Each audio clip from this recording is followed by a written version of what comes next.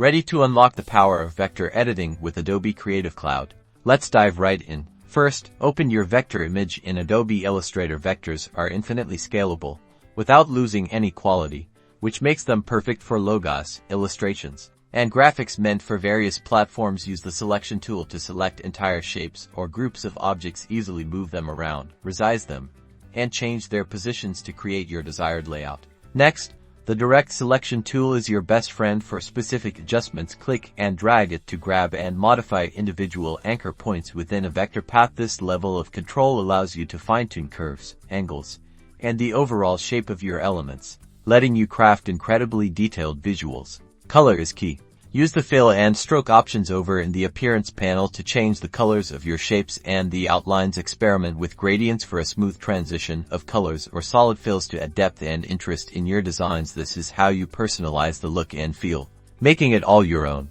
Want to add something new? Use the pen tool to draw or edit existing vector paths. Click to create anchor points and pull the handles on those points to get curved lines when needed. You can even combine shapes to make complex images. This feature is great for adding intricate details or refining the overall shape of your design. Ultimately, vector editing in Adobe Creative Cloud, particularly Illustrator, is about customization. Taking a pre-made image or starting from scratch. Using these basic techniques, you can modify any vector image to fit a project, such as a logo, design element, or graphic design scheme. Remember to save your work. Now equipped with these tools and steps, you are well on your way to mastering vector editing.